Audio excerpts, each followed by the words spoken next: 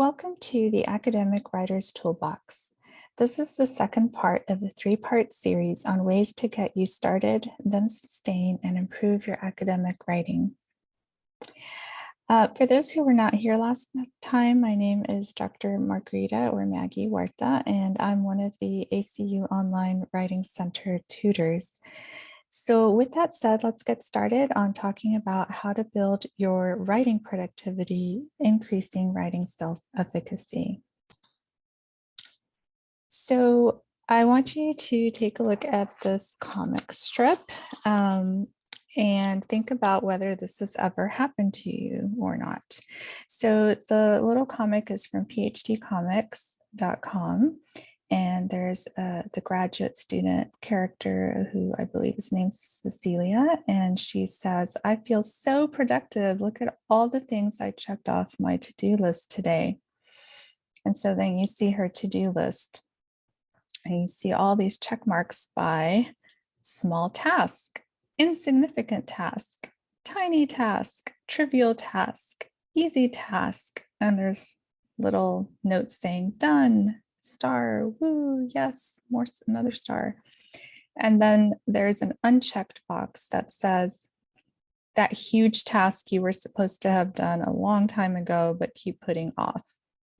And then in the next image, she says, "Oh, okay, never mind." So don't know if you've ever been there. I certainly have been. And so I think this is where I tend to go towards when I want to avoid something that feels unpleasant, like a big unpleasant writing task. It's just easier to check email or grade some papers or make an agenda for my next meeting or, what, go on social media, right? Rather than get to that big research writing project. But it's very dangerous to function this way, as this actually can cause a lot of anxiety and then low writing productivity, right? And we don't want that. So let's talk about ways to avoid this scenario. So let me first quickly review the last webinar, which was how to stop stressing and start writing, reducing writing anxiety. You can always go back and watch it. It's not very long. It has some good stuff in there, but just as a quick review, we talked about how there's bad news, good news regarding writing anxiety. It is a very real thing. But it is also, so it says writing anxiety can be defined as the manifestation of feelings of tension, worried thoughts, and physical changes like increased blood pressure when a person is confronted with a writing task. And there is extensive research actually on this. It is a real thing. But the good news is that writing self-efficacy, which can be defined as belief in one's capability or confidence to write in a given situation, can help greatly reduce writing anxiety. So we also talked about, so in this session, we're going to start talking about ways to build our writing self-efficacy. And then we also talked about 3 foundational points in the last session, which were basically to embrace your writing identity, realize you are a writer, you are in academia. And it's really important to establish some form of writing routine, whether that be daily, weekly, it's easier to do a habit, every day. We talked about that, but, we also have to think about what's realistic, right?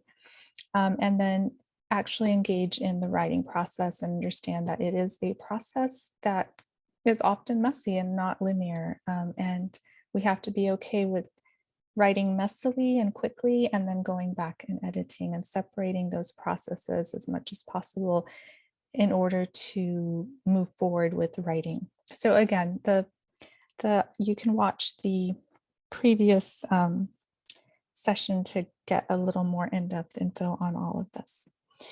So now that we've reviewed, let's keep going and talk about 3 concepts and tools to help build writing self-efficacy. So the first one is to set priorities and then stick to them. And I know that sounds basic, but it's amazing how often, at least I don't do that and then get anxious. And then when I do it, it's like, oh, why didn't I do this? Right. So one tool I like to use, I mean, there's so many planners out there, and this is just one example that I have particularly found to be helpful because it's so simple. I took pictures of it. It's called the Productivity Planner. You can buy it. If you Google it, they have their own website. And then I think Amazon used to have it. I don't know if they still do. I just like it because if you can see, it has a page for weekly planning. And so it makes me really think about what are the 5 most important things I need to do this week? What are secondary tasks of importance, additional tasks, and what's my commitment? Like, what's something I'm going to do to help me be productive? Well, and I like that because there's a reflective piece to it. And then you can see there's daily sheets to fill out, and they use something called Pomodoro, where you work in 25-minute increments, and they explain all that at the beginning of the planner. And then I love how it makes me rate my productivity score. It says, how productive were you today on a scale of 1 to 10? And what happened? And so again, there's that reflective piece sort of every day, and I like that. And then at the end of the week, it asks that I fill out my weekly wins. What's going on? What's going well? Any wins, big or little? What tasks were not completed? So it's realistic. Recommit to completing these tasks next week. What have you learned? How will you implement this in the future? And next week, what actions will you take to ensure your week is productive? So it's very simple, but at the same time, it's I just love the reflective piece of it and the I don't know, the accountability, I guess, of it. So that's just one example. I don't know if you've ever thought of doing this, like sitting down and planning out things at the beginning of the week, then every day, and then at the end of the week. And so it's just a nice tool. You can make your own tool. You don't have to use this one, but I did want to share this particular one with you. And I think the key is just prioritizing and then not moving on to the next task until you get that one complete. I know it's challenging, but I can say that when I was using this planner intensely, I was working towards a very big goal. I don't think I'd ever been so productive in my life. I was quite tired at the end of each day. I mean, it depends how intensely you want to use it, but it really helped me focus. And I just wanted to share this idea with you, or this tool, and then just the idea of prioritizing, right? So another thing you can do, you don't have to invest in the planner, is this is the idea of the VAST list. It's mentioned in this book, 90 Days, 90 Ways. It's hard to see. It's Patricia Goodson is the primary author there. I apologize for the fuzzy image there. And Mina Beji and Melika, and I will probably butcher her last name if I try to say it, but they are all good friends. They wrote this book. It's not expensive. You can get it on Amazon. It's almost like you read a page every day to help you establish a writing habit. So you could read it when you sit down and start your writing session, and it's pretty cool. And they do mention the VAST list, which is basically you sit down and you write out VAST. It's VAST down your paper. VAST is vision. So you think about what are 3 tasks that will contribute to your long-term vision or mission in life. Of course, you'd have to write that out, right? So you'd start with that. And then avert or avoid disaster. I love this one. So you write down 3 tasks that, if not done today, will be the end of the world as you know it. And then as the self, 3 tasks that focus on yourself. For example, I need to eat dinner and I need to go to sleep. That's very important. So I love that. There's that self-care piece. And then T is tomorrow. What are 3 tasks for tomorrow that, if you get everything else done, you're able to do and start on today? So this is something else you can do. Like I said, you don't have to invest in a planner, but if you could do this every day, you could even do it for the week and then for the day and then have a little reflection at the end. I don't know. You can make it whatever you want, but I wanted to share these ideas with you. The other thing is the rocks, pebble, and sand illustration. You can click on the link later on your own time and actually watch a video about this.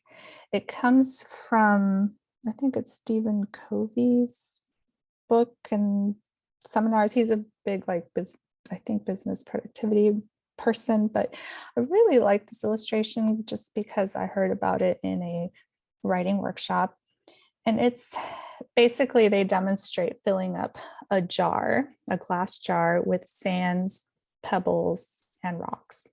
And so what happens is, if you fill the jar with sand, meaning the sand is like the little tasks, right? Like back in the little comic we saw, the little tasks I have to do today, you know, answer emails and I don't know, little things. And then you fill the jar with pebbles, which are also smaller things, maybe a little bigger, more urgent things, meetings, I don't know what. And then rocks are like, oh, writing my dissertation, or, you know, getting that big assignment done for a class. What happens in the jar is they don't fit, which is so interesting. Like the rocks, the sand, pebble, and rocks won't fit. But if you start off with the jar with the rocks, the big chunks, like I need to make progress on my dissertation, so I'm going to spend 30 minutes or an hour today with the writing session on my dissertation, right? Those are the big rocks. Those go down at the bottom. You start your day like that. Okay, pebbles. I can move on to like maybe my assignment for class for next week. I can do some reading and writing notes so I can be ready to, you know, draft my response. And then the sand, which is maybe the emails later in the day. What happens is the jar, everything fits in the jar. And that's really interesting. And so the idea is, again, prioritizing rocks, the big things first, then moving on to the next most important things, and then to the smaller, less important things. And I think at least I can say it's easier for me to start with the sand, but then by the end of the day, I'm like, I'm just so tired. I don't have any room or time to do the big important things. So anyhow, I hope that's a helpful illustration for you.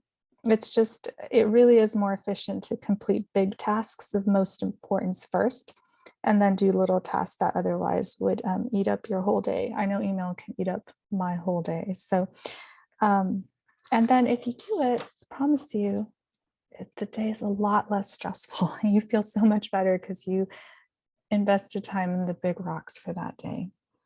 So the point to remember here is to prioritize your writing projects, big ones. Do not move on to tasks of less importance until you've touched your writing priority for the day. And it doesn't mean you're finishing your dissertation or finishing the assignment. You're working on it little by little every day. Okay, it's all about progress. The second idea/tool I want to share for increasing self-efficacy is to use a timer when you write. So when I first heard this idea, I actually resisted it. I don't know why. I didn't like it. I guess I don't like being timed. but I decided to try it, and then I wondered why I hadn't tried it before. It actually was quite nice because I'm timing myself. It's not like someone else is timing me. So it's a very simple idea. I think it can be really powerful. So basically, buy a timer, preferably a kitchen timer, kind of like this one. I have this little chicken. There's a little. I have a picture here of a little kitchen timer. It's in the shape of a chicken. It can be whatever. Some people use online timers, or they use their phones, and that's fine too. The kitchen timer actually ticks. I don't know. It makes a little noise, and then some people suggest putting it like across the room, so that when your writing session is over, it forces you to get up and like go turn it off or start it again, forces your body to move. So, I mean, the idea is get some sort of timer. And like I said, you can use a timer on your phone or computer. And then the timer is what I do with it is it's just super helpful for motivating me to start writing, especially something I don't want to do. Okay. If I have something I just don't want to start doing, I'll set my timer for 5 minutes, and I I kind of trick myself and say, can I work on this for 5 minutes? Yes, I can work on this for 5 minutes. And I'll set my timer for 5 minutes and start this task that I really don't want to do, but I know I need to do. And it's amazing how in 5 minutes I get something done. And oftentimes I'm so pumped and motivated that then I want to keep going. So I don't know, it's kind of a way of tricking yourself to motivate you to start writing, especially something you don't want to do, like a big writing task. It can be 5 minutes, it could be 15 minutes. And then, like I said, usually at least for me, I'll want to keep going. And the important thing with the timer is to focus 100% on that task while the timer's going. Okay. And I promise you'll be amazed at how much you can get done. 5 minutes, 15 minutes, even. So try it, just try it. I know I resisted in the beginning, and then I thought, why was I resisting this? This is the best thing ever. So I use this little tool / trick all the time to help me do those big, rock projects, whatever your rock is for the day, done before I do anything else. All right, so I put here, I mentioned Pomodoro probably several times, and probably several times more. I just know it's a very popular technique that people love to use. I know I use it in my writing group. I have a virtual writing group, and we all sit down to write together, and we use Pomodoro. So Pomodoro, I guess since I'm already talking about it, if you look on this side, there's all kinds of videos that explain the method. Pomodoro means tomato in Italian, and they actually, I don't know if they actually sell it, but they sell a little tomato timer. Like mine's a chicken timer, but they have a little tomato kitchen timer. But it's this idea, it's combined of using a timer to write in 25-minute increments with 5-minute breaks in between, and they have this whole system. And so it's just a nice thing. And if you want to do it yourself or get together with someone and do it, I know 25 minutes in my group, we do 25 minutes. When I do my quote unquote Pomodoros, sometimes I like adjusting things to 30 minutes or an hour. You just kind of find your sweet spot in terms of time of focus that you need. I also put up a couple of blog posts that talk about using timers to write, if that will inspire you. You can take a look at those as well when you have time. So there's some tools for you that I hope are useful. And again, if anything, just try it, right? I mean, can't hurt. So I just want to drive home the point to use a timer when you write. A timer can provide motivation and focus. All right. All right, and the very last but important tool I want to share with you is the writing log. So it says log your writing plus share. So this is the third and last concept, like I said, and tool to help build writing self-efficacy. And the first time I heard about the log, I actually took to it immediately, unlike the timer, which is kind of funny. And here's why. So there was a study conducted by Robert Boyce, who is, or was, I actually don't know if he's still alive, a psychologist who spent decades studying faculty productivity. And what he found was that professors who logged their writing were on average 4 times more productive than faculty who did not log their writing. And even more interestingly, professors who logged their writing and shared their productivity with others were on average 9 times more productive than faculty who did not log their time. So when I heard that, and I was trying to, write my dissertation, I thought, I need to try this immediately because those numbers speak volumes to me. I want to be productive, right? And so it just simply logging is going to make me 4 times more productive than if I'm not logging. I'm going to try that. And so I believe, oh yeah, on this slide, there's a book he wrote called Professors as Writers, a self-help guide to productive writing, again, by Robert Boyce. And he talks about he kind of synthesizes his research in this book. And again, I was a graduate student when I heard this. And I mean, the book is applicable because even though he was studying professors, I mean, as grad students, you're still writing academic research. So I find it really helpful for both faculty and graduate students or anyone that has a lot of writing to do. So, like I said, I thought the logging experiment that he did had pretty amazing results and was worth trying out. And so what happened when I started logging my writing time? So this is what happened to me. I found out I was writing 0 minutes a day. So I was doing a lot of reading, searching for articles, data analysis even, but actually no writing, 0 writing. And so this was a huge wake-up call for me. And the log for me as a grad student and even as faculty became my lifeline, my motivator, and a way to hold myself accountable to get my dissertation done, right? And then later my publications. So I still use it today. I can say it was one of the most useful motivators to keep me writing and keep me accountable to writing. I have shared my log with others in different phases of my writing, I guess you can call it career. But I'll be honest to say, sometimes I find it difficult to find an accountability partner who's willing to, keep up the sharing. But if anything, logging has made me 4 times more productive. So, but if you can find someone to share your log with, that's a great thing. If anything, just start with logging for yourself. Okay.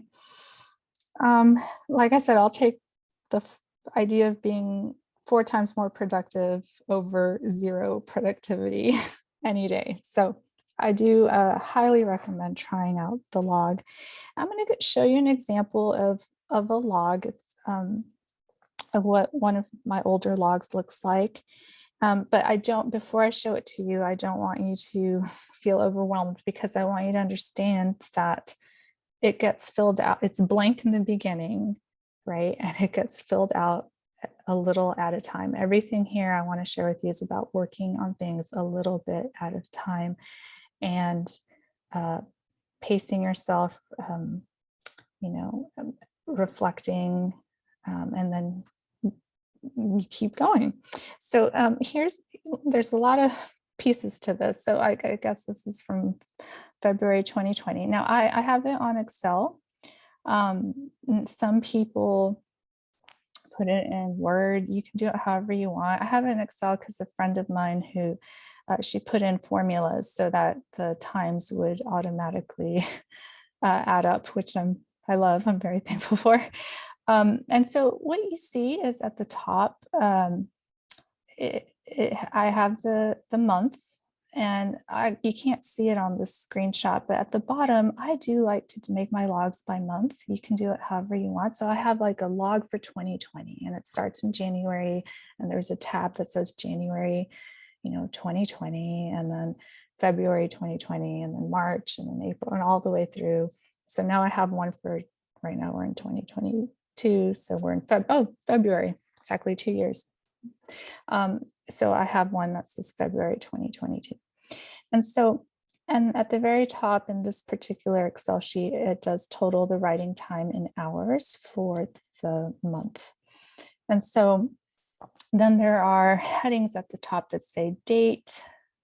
So I just go in and write the date of my writing session. And then, so here says 2/3/2020. That's the first day I started writing, I guess, in February back in 2020. And then it has a begin and then an end. And that's where I type in what time did I begin writing and what time did I end my writing session. And then it says writing time in minutes. It totals it for me. And this where is helpful. I mean, this one's probably not representative of normality. You know, when I was a grad student, I was writing in all kinds of places, like in my, at the library, in my office. Here you can see I'm writing from home mostly. But it's good to keep track of these things, to study yourself and figure out where you are writing and why. Some people put coffee shops, right? Like, where am I most productive? And then you can even start breaking things down on where am I productive doing what kind of writing. So that's the next one. It's what I worked on. So it's good to like write down which project am I working on. So if I look here, apparently I had some journal revision that I'm pretty intensely working on this month. This particular month I was working on. And then there's some paper, a different paper, power paper too, that I was always also working on later. I'm working on a book chapter. So this is really helpful when you're juggling different projects, right? And you could be like, class assignment for this, my dissertation, whatever. And then I love this next steps. This is not the best to keep going. It's better to be as specific as you can, like keep going on the discussion. I think I had a lot going on, but sometimes I'm more specific. Like, I finished on page 4. Now I need to like look up articles and do this. And again, that's when you have lots of different projects going on. So you can quickly see what you did, where you left off, and then pick it up, right? And so next steps is really good. Some people put in columns like how I felt, how it's going. So you can make this your own however you want.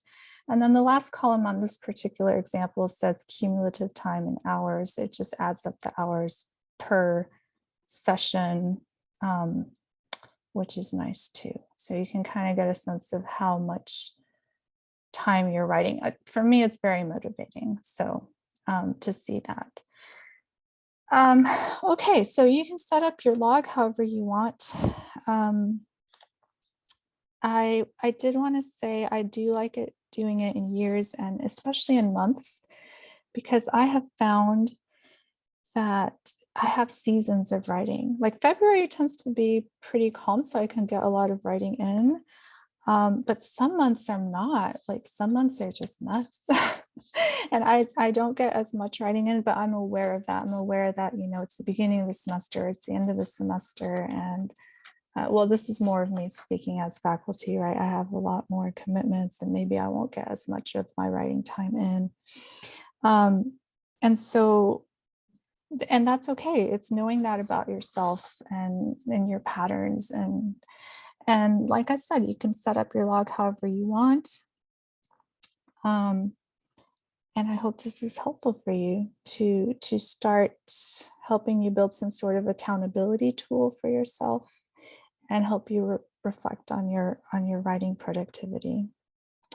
So, so this is the last sort of concept tool I wanted to share, is to try out logging your writing. And if you can, share your log with others. And again, the sharing is just, I guess it's external accountability, really. And when I have shared, we don't necessarily even open each other's email. It's just the act of sending the email with the log. The person on the other end doesn't have to say anything. They just have to say, thank you for sharing. And there's just something psychological there about the sharing. So again, don't have to share, but I would highly recommend at least doing the log.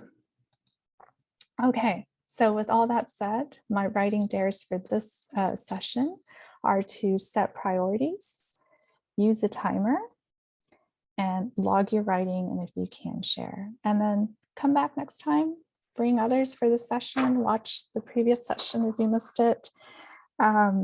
And I wanted to lastly just share some of the books and resources we've been talking about in the sessions. Everything from How to Write a Lot by Paul Silva. That one's, like I said, a really quick read, helps motivate one to start a writing routine. Becoming an Academic Writer by Patricia Goodson. To me, that's a must-have for any graduate student or academic writer of at any level. And I've mentioned Helen Sword's Air and Light and Time and Space. That one's a compilation of a huge international qualitative study she did on just productive academic writers' habits. Just helpful to read about. Deep Work by Cal Newport, I really like. It's just about how to stay focused in a distracted world. It's quite challenging, at least for me. I like to read it every now and then to refocus myself. And I mentioned Robert Boyce's Professors as Writers. Even though it says professors, like I said, it was helpful for me as a graduate student to read about his research on writing productivity and some of the things I shared with you, like logging. I also put in a couple links to websites from Publication Coach, the Academic Ladder, Got a Life PhD, and TAA Online. These are all blogs and entities I recommend at least taking a look at. I did not know before as a grad student until I started going to writing workshops that there were all kinds of people writing, about productivity, about academic writing. And there's TAA is actually an organization of academic writers of all types, from textbook writers to journal writers, book writers. So I really I'm part of that organization. I didn't realize there were all these supports as an academic writer, so outside of my field. So take a look at all those. Hopefully those are helpful. You can always sign up to get newsletters from them for free, to help motivate you with writing, and just know you're not alone. All right. So as hopefully you're scheduling writing sessions, every day, or at least a couple times a week or once a week. So some ideas for your writing sessions could be to spend some time finding a timer, or online, or like I said, you could just use your phone, and then trying it out, right? Try out setting your timer 5 minutes or 15 minutes to start on some writing project that you've been putting off because you just don't want to do it. I've been there. Then reflect on what you've learned, what your next steps will be from this information that I've shared. Read the resources provided in the slides. Read a writing blog, purchase a writing book, perhaps. You can always use writing books to warm up, read for 5 minutes, and that could be part of your writing session, so to warm up. So that's all I have for you as far as the content, and thanks for listening in. I did want to share that the ACU Online Writing Center is here for you. We have, you can check out the Online Writing Center quick link in My ACU for more information. We also have videos for steps of how to make writing appointments and submit a paper with us for feedback. And we work with you at any stage of your writing, whether you're in the beginning, messy, brainstorming stage. Go back and watch the first part of the series where I talk all about this, or whether you're in the middle, with a more formed draft, or if you're at the end and you just need some editing help.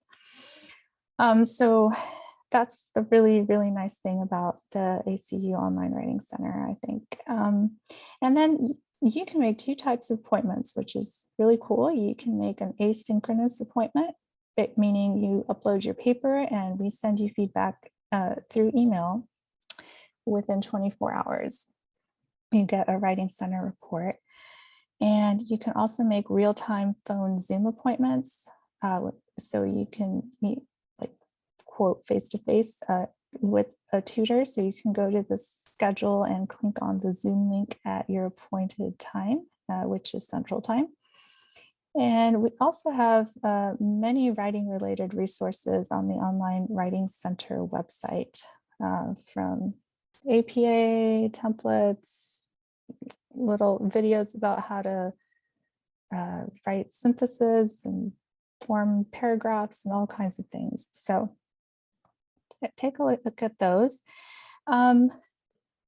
At our online, the ACU Online Writing Center submission process is a simple two-step process.